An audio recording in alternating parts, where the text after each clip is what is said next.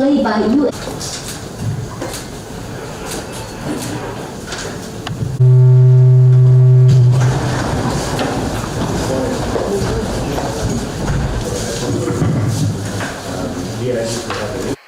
Well, what I will say here is I will just use this opportunity to appeal to the youths of Nigeria.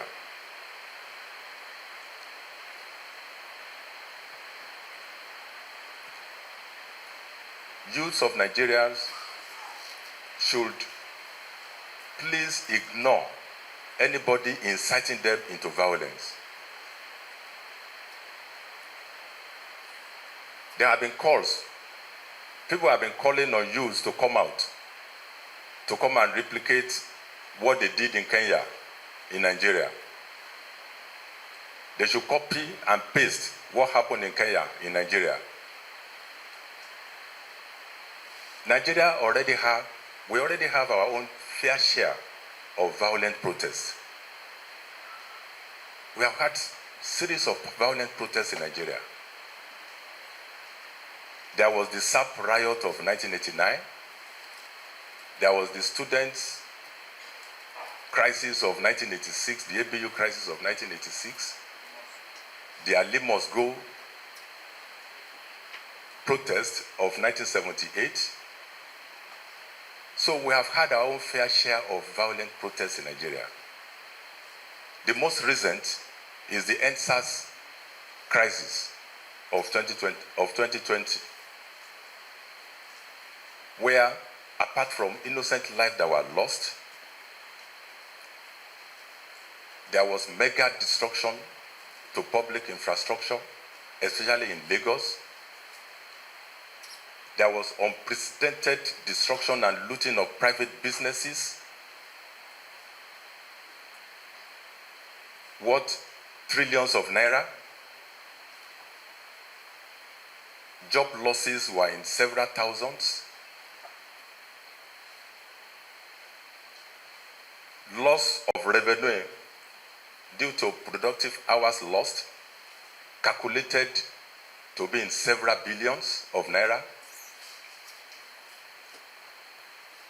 And what do we have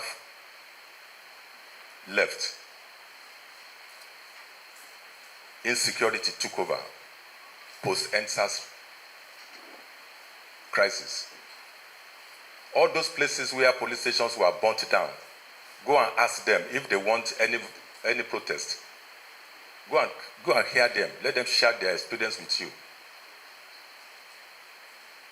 All those areas where they burned down police stations, criminal gangs took over. Armed robbers terrorizing them. Young ladies cannot come out once it is 7 p.m. Several women raped. People were calling for the return of the police. So it is usually from violent protest to violent crime. That's what follows. After the violent protest, what follows is violent crime. All the arms looted from police armories are in the hands of criminals, now terrorizing members of the public. Is that what we want again? Anybody calling the youths to come out of violent protest, they don't like the youths. So I am using this opportunity to call on Nigerian youths to shun violent protest. They should not be used for violent protest. Violent protest does not bring any positive result anywhere.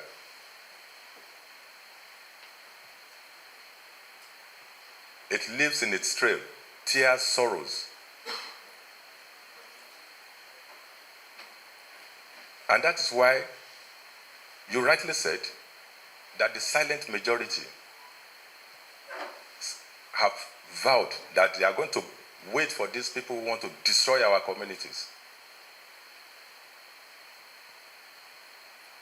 These are unpatriotic elements who don't even believe in the country. They just want to burn down our country. And many of them who are inciting this violence, they are abroad. They are not in Nigeria. We have checked them out on social media. They are not living in Nigeria. They stay abroad and inciting youths do what they did in Kenya. As if we have not. What happened in Kenya that has not happened in Nigeria before?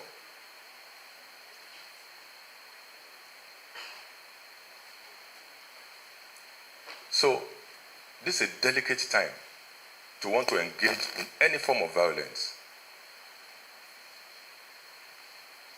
And all Nigerians should come together and say no to violent protest. Not any form of violence.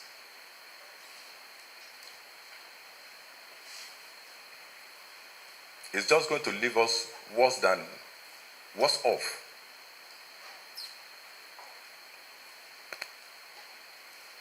I know so many people who lost their jobs after the EndSARS crisis. Their business burnt down, warehouses looted. And here we are in 2024. We want a repeat. Only criminal gangs are calling for a repeat of what happened in 2020. Yes, we know that there is hunger. Times are hard, but government is doing their best to ameliorate the suffering of Nigerians. A lot of measures are being put in place. Government is already hearing the cries of the people. Even governors at their own level are trying their best to make sure that things in their states are stable. And this is not happening only in Nigeria. It's a global meltdown.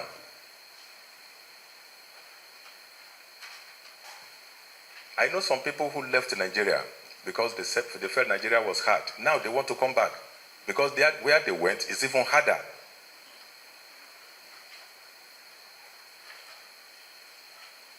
Just 2 days ago, I was having a phone conversation with a friend who is a doctor in Canada.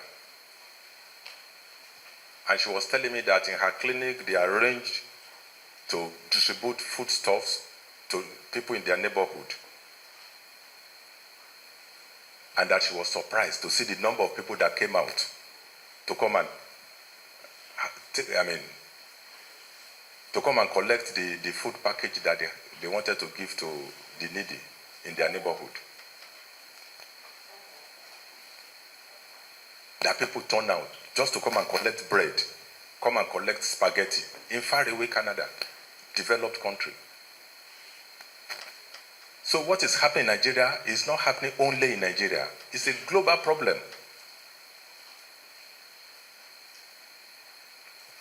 And governments of these countries are trying their best